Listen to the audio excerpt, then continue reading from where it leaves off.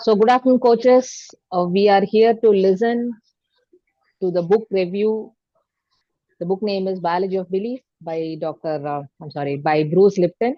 And so today we are going to listen from Dania Irfan, the chapter 4.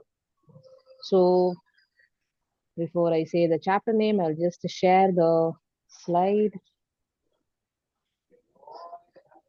So before I also begin, hi everyone, good afternoon. And before I actually get into the explanation of this particular chapter, this was one aspect of uh, science which I resonate a lot with this author because he being a cell biologist, this Bruce Lipton, he was always that kind of a person who was running away in spite of knowing that there was something which connects physics and biology.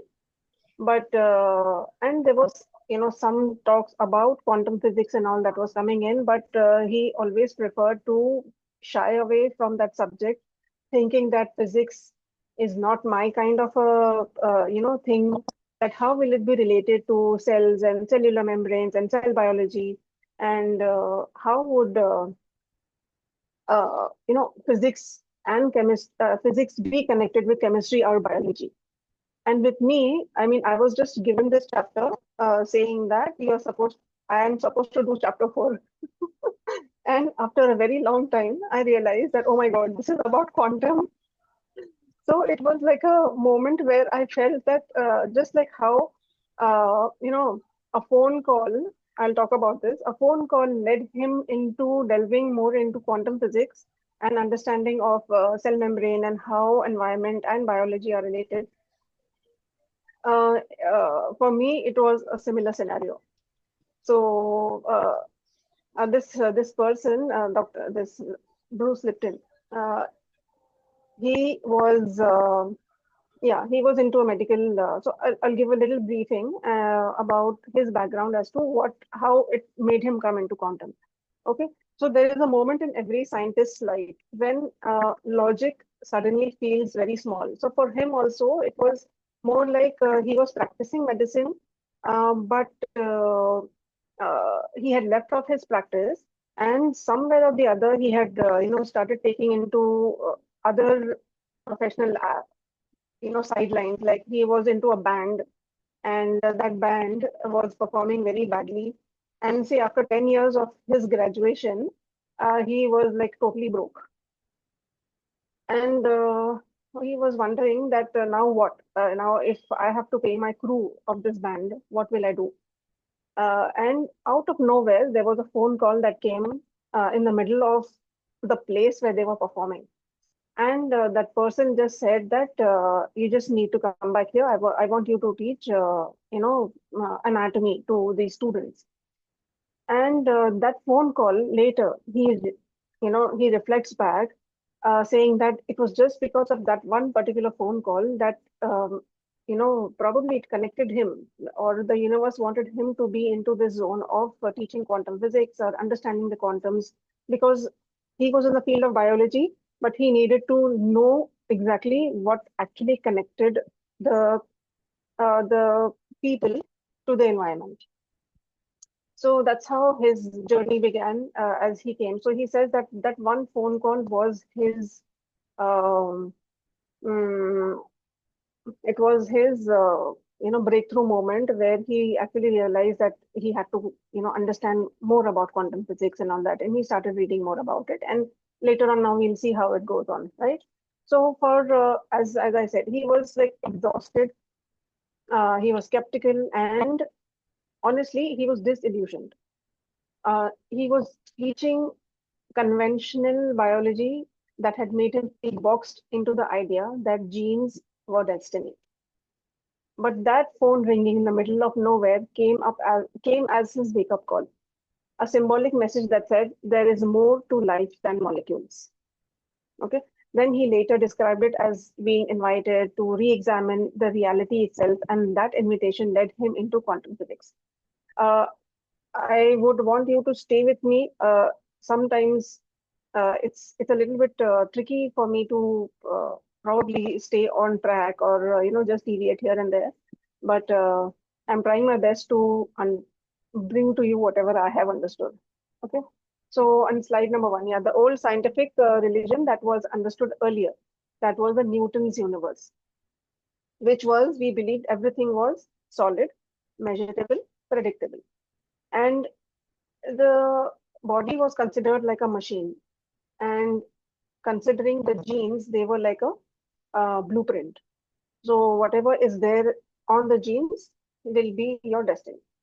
Okay. But then came the quantum physics. And here is when the illusion got shattered. So Lipton here explains it beautifully. If you could shrink yourself and dive into an atom, you wouldn't find any, like actually atoms kind of like balls or atoms or the physical feeling of atoms. You will just find energy waves that are dancing, vibrating, and connecting. So basically, in an atom, if you go deeper and deeper and deeper, you will find that there is nothingness. Okay, so matter. It was not really matter. It was energy condensed into form. Okay, so the human body, it was considered in the Newtonian aspect. He says that it was a biochemical. It was considered like a biochemical robot, and the mind, it was a byproduct of the brain. So later on, when we understand a lot of concepts, we will see that people don't really like use brain in the actual sense. When you actually understand quantum, you actually go by the fact that you will always use the mind rather than using the concept of the brain. Okay, because mind is like everywhere. Uh, Anything which is not visible or quantifiable, that was considered as nonsense because it was more about facts and numbers. So that anything which was not in visible, that was considered as it is not scientific. So Lipton, he admits that once he believed that too, until the evidence he got to begin, and the evidence that he started getting about the emptiness of matter, it started to break his own belief system. So if you can't, he says certain quotes are there in the book which they are quite humorous also, that if you can't measure it, it doesn't exist. That is actually, in his language, it is a Newtonian prayer. And I yeah so yeah, read the next slide. Yeah, so the quantum earthquake, that matter as energy. So we have all heard somewhere sir talking about in quantum physics lessons and all, that matter is equal to energy, and yeah, energy is equal to mc square, that kind of formula. Okay, so I will not get into that because I'm really bad at physics. If I don't have it in front of me, it will be difficult for me to explain. So the scientific shift that happened was that quantum physics shattered the solid matter, the myth. This is actually the basis of the entire aspect of quantum physics, that the solid matter is not solid. It is just emptiness. Okay. So they are like atoms, they are not like billiard balls, they are energy whirlpools. So you will see down the atoms which we know, we have understood till now. They look like the picture on the left side. And actually, when you go inside the atom, according to the quantum this thing, there is nothing. It's black. It's blank. Okay. So the deeper you look, the less of the thingness you will find. There's nothing inside. Only you will find vibration. So the universe is not a collection of objects. It's a web of relationships. And here it gets a little understanding that when Newtonian physics ruled, they believed, okay, now here it is what gets really exciting. If everything is energy, okay, then every cell in our body must be communicating through energy fields. Agreed? Now he started to see the cells not as as passive blobs or as something which is there inside the body. For us, cell is a cell. That is a basic structural unit of human biology, right? But for him, he saw it as tiny antennae that each tuned into a specific frequency. So if you start thinking of your body as a symphony, as an orchestra, every cell is a different instrument. Your beliefs, your emotions, your perceptions, that all these are the music conductor of your cell. Now, if the tune is harmonious, your cells vibrate in coherence. That means there is evenness and happiness in the cells. Okay. If it is chaotic, and if your thoughts are all negative and all, carrying all the negative energy, then the cells lose their rhythm. And that's when the dis-ease begins. So here, when you see the connection of the environment, of the cell, of your thoughts and everything, that is connecting to every aspect of your little tiny cells inside. That's when he says that if the tune of your thoughts is harmonious, your cells vibrate in coherence. But if they are chaotic, they lose the rhythm. And that's when the disease begins. Okay, so yeah. He so So now, at the end of this, how he explains this is that biology is still driving with a Newtonian map in a quantum world. So everything has evolved, but biology is still lagging behind. Why? Because there seems to have been that connection that needed to be built as to why people behave the way they do. Why do they get disease? Why are they manifesting, you know, in a similar situation? Why is one person behaving in one way and the other person is behaving in the other way? There has to be something more than is equal to B is equal to C is equal to D. A leads to B leads to C, right? That is a linear model of Newton's law, Newton's thinking.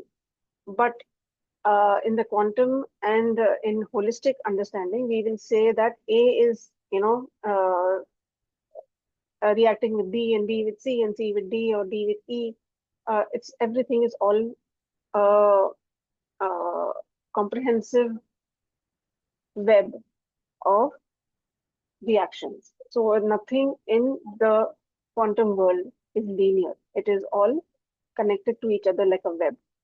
So this is the main difference. And I remember this, even Dr. Suresh has explained to us this aspect very clearly, that we dealing with holistic, it is more with the connectivity of so many things that encompass one person, rather than just thinking that, okay, these are the numbers on the blood report, and then seeing the person according to that.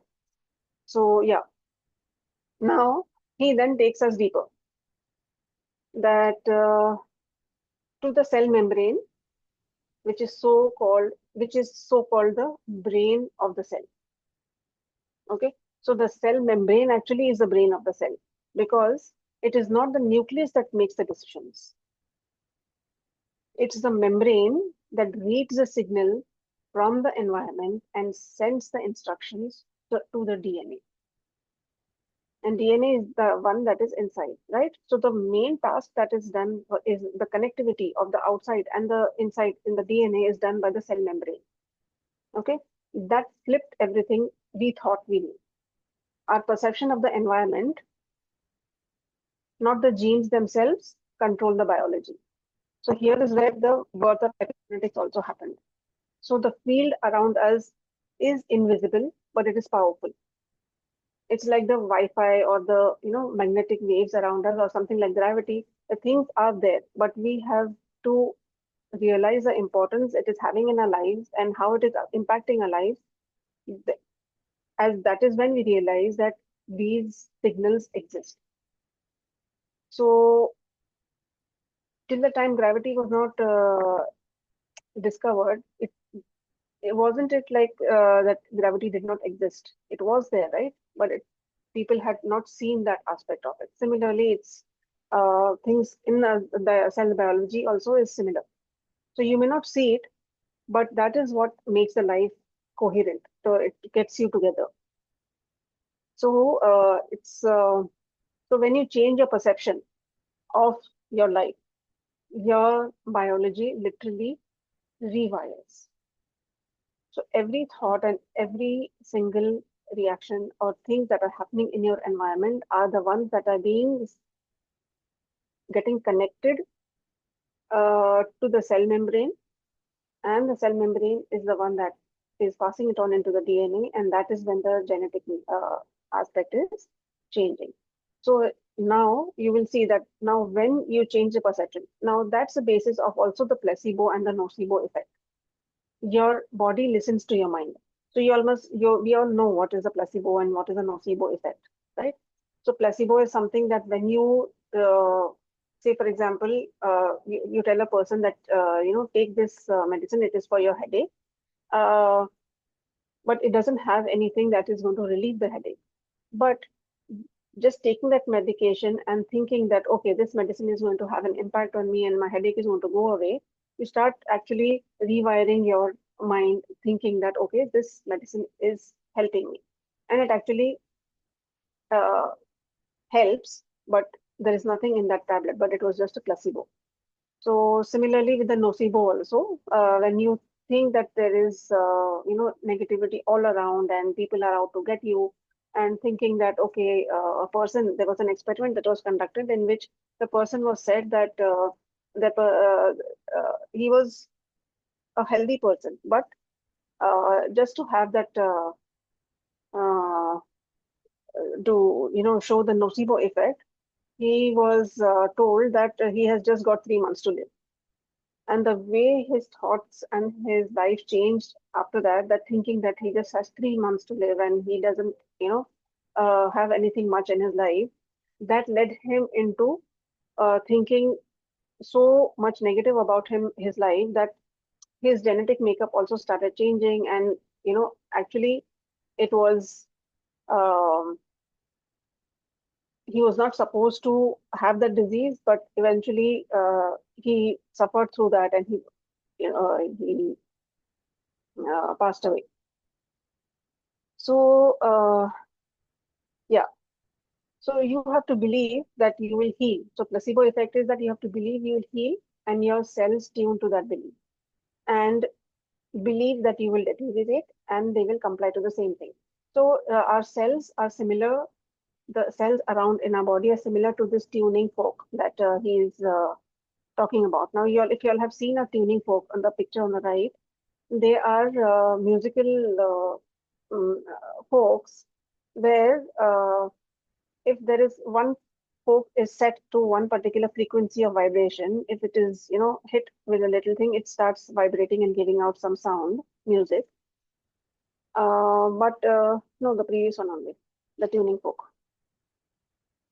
So the how many ever tuning forks are there around, they will vibrate at the same frequency.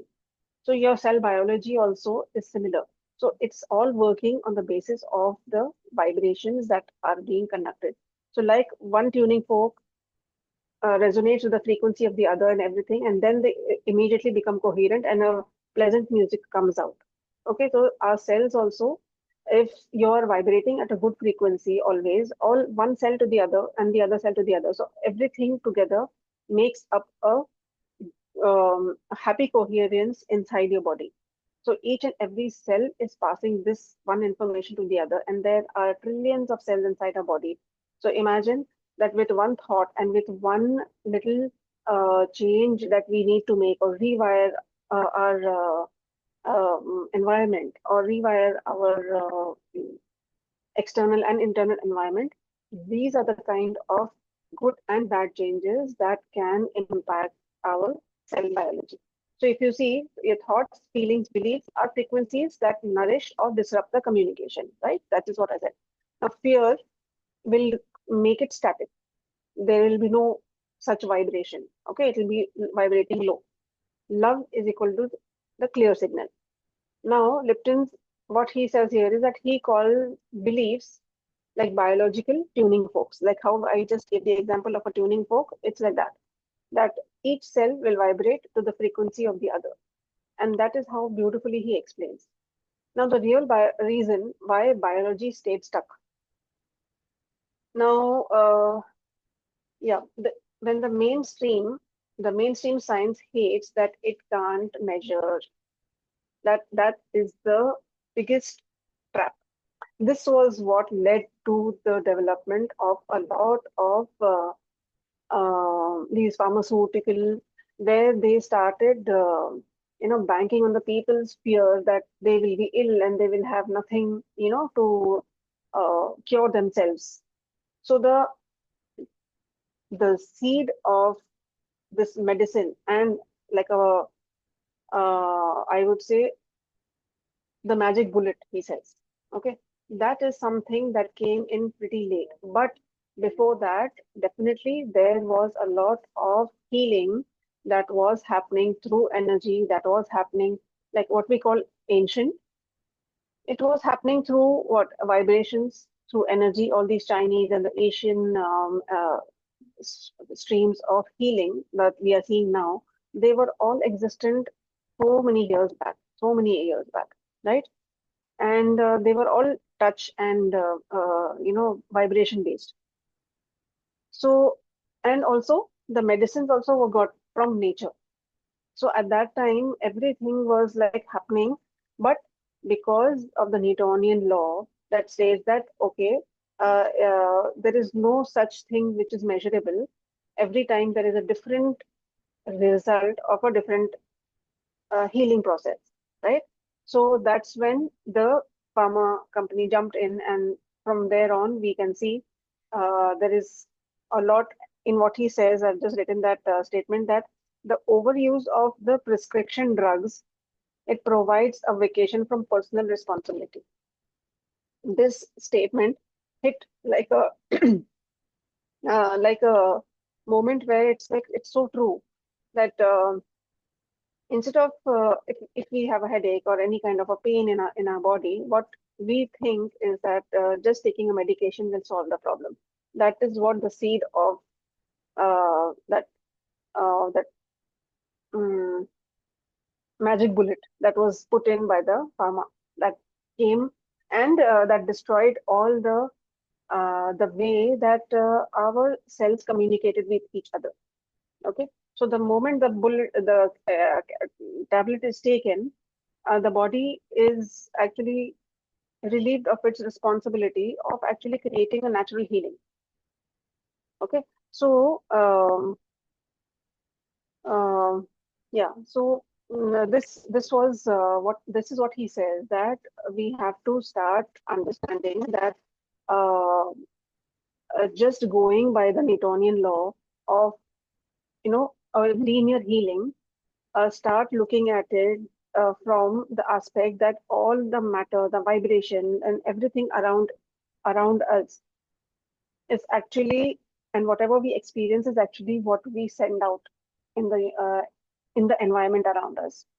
So in this, now he says that Lipton, he mocks that mindset. He said there that they would rather inject a rat with toxins than admit that consciousness affects the cells. Okay, so they are ready to do whatever it is in the field of pharma, and inject the rats with medicines and all these things, and get a proof that okay, this medicine is for this particular disease. Rather than that, if they would focus more on the consciousness, that is what is affecting the cells, it would have made a lot of difference in people's healing process. Now, the tragedy through this is that this ignorance keeps the medicine mechanical and the humans became disconnected. They started thinking that medicine is the be all and the end all of all disease, right? I hope I'm making sense. I may be breaking here and there, but uh, I want to just get the essence uh, uh, of quantum healing. So now the bridge between the mind and the matter.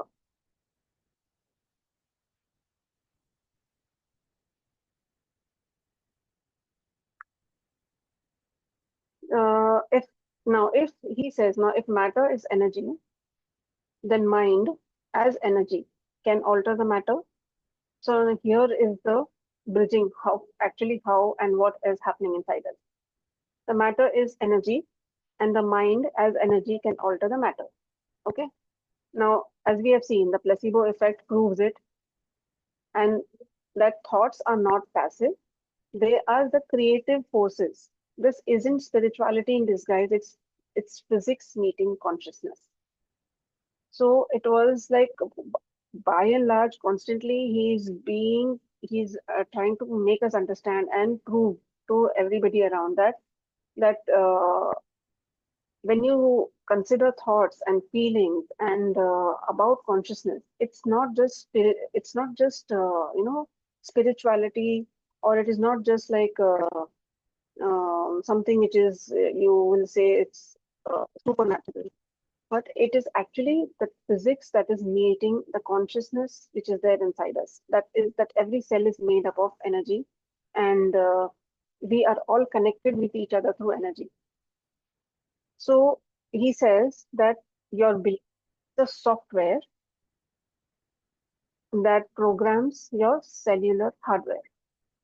So now, are we able to understand the link between what our mind and our beliefs and everything are so powerful that they are the ones, they start uh, affecting our cellular metabolism?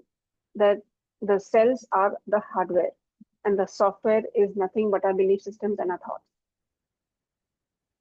Okay, so for him, he says that there is that it's not just about physics. Quantum is not just about physics. It's also about freedom, freedom of victimhood, freedom from the old script that said you can't help it. It's genetic. Lipton also he also closes the chapter almost like uh, in a lot of hope, saying that change your thoughts and you change your biology. Now, because at the deepest level, you are not just a collection of cells. What are you? You are a field of consciousness shaping those cells moment by moment. So, the moment you see yourself as energy, you stop being predictable and you start being more powerful, because everything actually, in essence, is in your own control. We have given away a lot of power to the outside energies and stop taking ownership of our own cellular metabolism. So, the environment shift from the outside to the consciousness within is what has made the difference in physical physics or physical biology and quantum physics and connected to biology. Uh, there was a good saying which I have read about in this, is that, see, you do not attract what you want. See, if you see that if you are just energy and things around you also are energy, what happens in effect? We have understood that a lot of it in law of attraction also, that you do not attract what you want, you attract what you are. That is that is actually certain things which make a lot of sense, and which once you understand quantum and once you are more conscious of yourself, you start understanding that actually it's not about every time we have desires, we chase things desperately. That That Danya, sorry to interrupt. I want you to repeat that statement. That's a very powerful statement. You don't attract you do not what you want. attract what you Yeah. want, you attract what you are. Thank you. So basically, in effect, you are a microcosm in the microcosm of universe. Okay, so everything that is there in the universe is what you are made up of. The cells, the energy, the matter, the atoms, and everything is within you is the same as what is around you. We just have to build that consciousness that once we start getting connected to ourselves through these energies, we will be able to start correcting our biology, and then there will be less of disease. And now the scientists are like these the people who used to follow the Newton and the very mechanical kind of science. Now they can't put the head in the sand and say that, oh, quantum doesn't exist. because now they're seeing the results. Now they're seeing how people have understood it and how lives are changing from the aspect of um, if the person has some disease. Okay. And we as coaches also, we are also seeing that, right? Uh, while I was reading this, it brought me back to the session we had that day with Jyoti. And when I said that, we don't have the blood reports of before and after and all those things, right? So while I was reading this and about the Newtonian science, uh, it made me smile as um, we are actually sometimes, getting attached to the outcomes. We get attached to the things that we are supposed to um, get the result that is visible. Okay. So Jyotish, that time when I asked her, she just said that only, that we have to create that new wave of uh, how science actually works. And we are the ones who would be, putting these things more and more across and being the change makers. And another thing I would like to share on this aspect only about numbers. There's a client of mine who is who I was coach who I coached for 3 months. She is also a friend of mine from college. But what happened was she's got Hashimoto's thyroid, and she got connected to me, saying that I have got this thyroid is very high. It's like almost 30, as it was 40, and her TPO, the antibodies were very high, like more than 1300. So she got worried and she called me and she said that, what do I do? And I know that you are into the healing space. So how can we understand my condition? So in a span of 3 months, she discovered so much about herself. And after 3 months, she did her test also. Only thing that changed was the TSH, which became from 40, it came down to 20. But TPO was still a little higher. I was seeing the numbers. I felt like she will ask me now. After 3 months of coaching, also nothing has changed. And the answer which I got from her was very related to what we are doing today. She said that I know that how I have changed myself and how I am feeling better inside. And the kind of importance and the kind of energy that I was, ruminating and thinking negative about so many things in life, they have suddenly made so much of sense to me that why I'm suffering. And now I want to change that. I want to give myself at least 1 year of time before actually I see these numbers getting reversed. So that was kind of a relief for me also, and the understanding also that yes, if a person within themselves are feeling energetic, they are feeling so much more uh, at peace with their own mind and body. Their connectivity, the consciousness is there, the awareness about their thoughts and their patterns is there. That's where slowly and steadily the change will happen. Okay. So yeah, so this is what I wanted to share about in this uh, in the freedom of sorry, in the last aspect. Okay. Yeah, that's the last slide. Don't go beyond that. Okay. So in the there was a study. Now this is something additional. I had not put it up in the slide, but there was a study done at the Oxford University, where they had to compare the efficacy of information transfer between energy signals and chemical signals in biological systems. Listen carefully, okay? So in that, their main agenda of coming on this point was that survival of a person, okay? Survival is equal to the efficacy of signal transfer. This was what their main uh, what do you say, conclusion should be, right? The survival of a person is dependent on the efficacy of the signal transfer. Now, electromagnetic energy signal is 186,000 miles per second. This is just a good to know fact. And surprisingly, diffusible chemical signal, can you believe how slow it is? It is just 1 centimeter per second.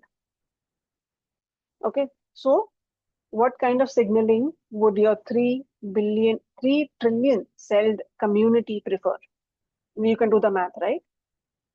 As compared to 186,000 miles per second and 1 centimeter per second.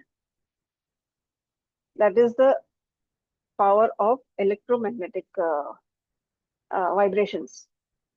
And that's how signaling works. And that's why this energy vibrations hold so much of importance in our body, in the quantum field that we are in, right? So yeah. Another thing about the this is something not exactly from the healing aspect, but when we understand that there are a lot of medications. Now, very interestingly, there's one thing he has said in this, that we have banned the use of illegal drugs, right? All these drugs that give you a high and all that, right?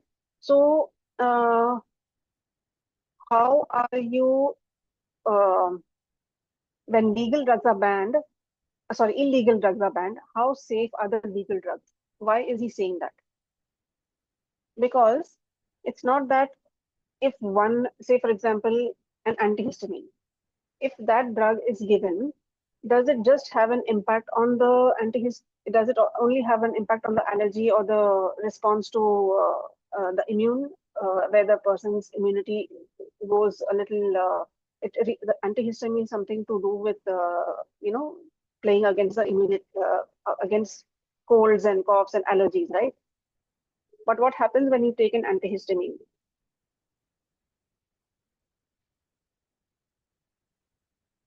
You also feel a little drowsy, right? So what he's trying to explain is that it's not that just one bullet or that one tablet that is given, it is going to go directly affect only the mast cells. Thank you, Somin. But it is also impact going and penetrating a blood-brain barrier and then causing the drowsiness and making you sleep. So here is where he was trying to prove that it's not, the medicines are not just that, okay, don't take them as the, sole solution of your disease, because he has mentioned that almost 40% of the deaths in the US somewhere are, you will say, they are called iatrogenic. How about that? How about they're just talking about the effects of illegal drugs, but how are these legal drugs also impacting your life? So why not move away from their dependency? Keep away the fear that disease is going to be the end of your problem, is it's going to be the end of you. If you know how to heal yourself, if you understand how you are as an energy being, you will be able to correct yourself, heal yourself, and become much more energetically aligned. So yeah, beginning of the session with energy and ending it with quantum energy again, that we are all over here, the people sitting in the session also are all, energetically aligned and understanding similar concepts at the same time, and being uh, a part of this session to gain some knowledge. So yeah, that's it from me. I hope it was understood, and if anything there is, if I can put some more light on, you can let me know. Yeah, first of all, thank you so much, Dania, for this wonderful detailed session on this quantum, because this is the bridge between the biology and the physics, and this chapter is tricky as the second chapter as well. So thank you so much. You put it very simple. But before the discussion, I would like to play one video, something related with Hmm. this. So just Hmm. bear. Where is it? Okay.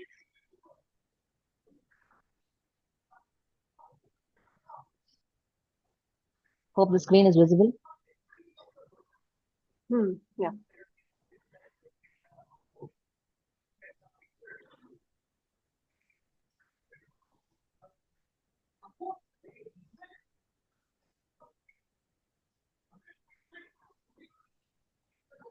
Is it audible?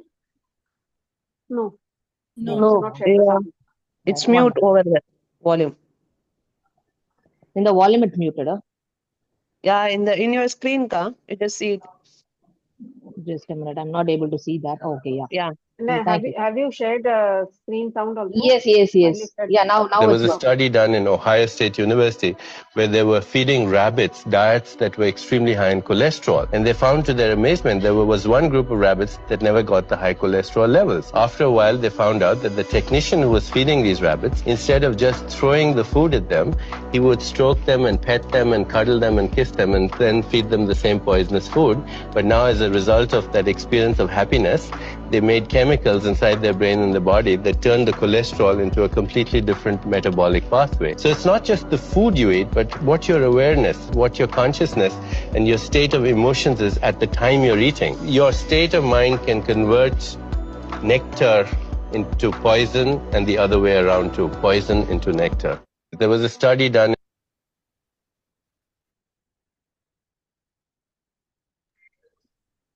So I thought it will add more value to the session what Danya has did. So what I would suggest as a coach is like whenever there is a client, you can always say like while they cook, while they feed or serve food, they can actually use these kind of techniques to heal someone.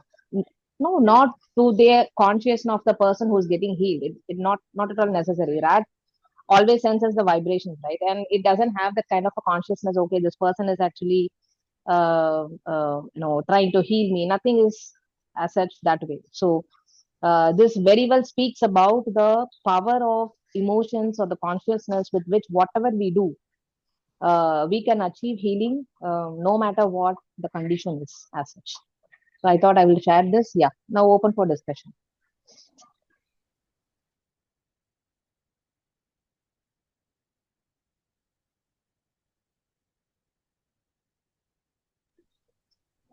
Anyone like to speak? Ask, share. Yeah, hi Dania, hi Revati. Wonderfully put up points. I loved listening to each and every point that you described. So well done. thank you. Thank you, Jyoti. So anyone else? Any doubts? Okay, I think the session was very clear. Neelam ji, any closing notes? Chapter is mesmerizing and so is Danya. As always. As always. Because yesterday I finished it and today it was a revision and revision was brilliant. Oh, wonderful. And since a long time, Revati had told me that this book, Biology of Belief, somebody told me, right? I think it was Revati only at some point, few months back, she had told me. I said, yeah, I'll buy that book. I'll buy that book. I had not ended up buying. And honestly, when I started, when you told me 15 days back, right, that you have to do this, whatever review and all that, I'm like, let me just check with ChatGPT if it is giving me a good summary, okay, of the lesson. But it did not. It did not. Somewhere the other inside my heart, I had a feel, and I ordered the book, and only after I ordered it, I got so much more clarity than that what I had not gotten in any of these summaries which you actually see. So of course, a physical book is always, and it's. I have read the chapter twice, and still I feel there is so much more to discuss. See, I will tell you one simple thing. Whenever you read a book, you are actually sensing the vibration of the author. So that directly hits your heart. No chat GPT, no AI can give that. And your heart also feels that no, this summary is not actually up to the mark. Your heart will say, though, whether you know about the book or not. The content, whatever it delivers, you feel like, no, this is not to the standard. And you eventually end up reading that book. And trust me, that's the reason I don't believe in book review as such. Why? Because we might miss that essence, that impact, what the author has created. We might miss that while delivering it. Because there'll be a bias, whoever is doing the review, right? So I always highly recommend that have the book, read it, and there are so many research paper. I feel like we have to do a separate session, not only sticking on to the chapters, but rather I really fell in love with the book because there were so many research paper which he supported, and that is like mesmerizing. In fact, we can use those research as our reference in our papers. You know, he didn't use any very simple things and all. He really has a very strong references. We can use it for our thing as a backup, as a supporting studies. That's how so many research have been done, and he is like given left, right, and center to the pharma company. Everything. One is like the statins is like glowing. It's like a straight hit, and seriously, we have to read that book. And I feel, Neelam, I think we have to come up with one session exclusively discussing about the research article, what he has mentioned. Okay. That's my, I feel that will be more effective. And it gives us confidence while we practice, it gives us confidence. We are not doing any voodoo science. It is, backed up with proper science. And this is not a new thing. It was there like years back, from, if I'm not wrong, he has taken the thing and all from 18 and 19th century and all.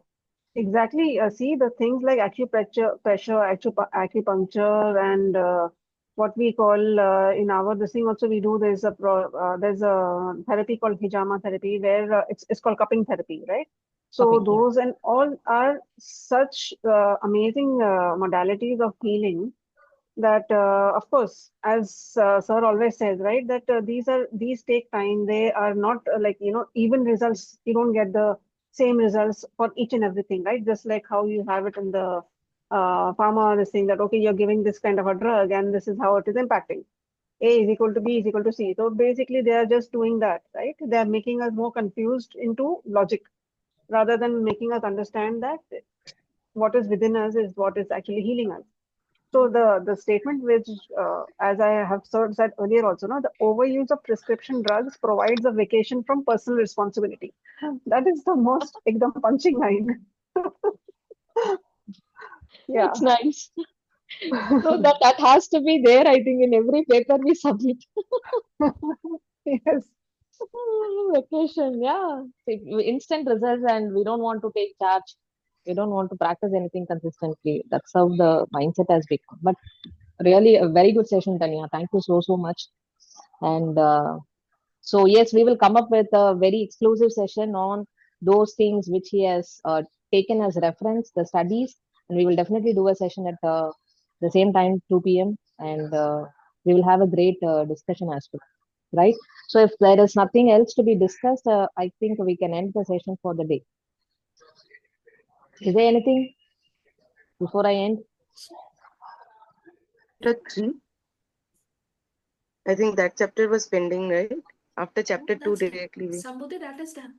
Chapter It is 1 was done. done, then 3, then 2. Ma'am, you did chapter 1, then Dhanya Lakshmi ma'am did chapter 2. Revati Then? ma'am did chapter 3 before. Oh, okay. Maybe I We'll missed share that the session recording. then. We'll share Please, the ma'am, recording. share the recording then. Yeah. I will share the playlist, coaches. So it's every recording is there in that. So I will share the playlist. Today's session also I will share it with yesterday's Nira Sirisha's case presentation. Okay. Chapter 5, who's fighting for it? 5, we need people for 5. That's an option. Like now it is beautifully done. So who can do it is the question. Anyone would love to explore? Bruce Lipton, welcome.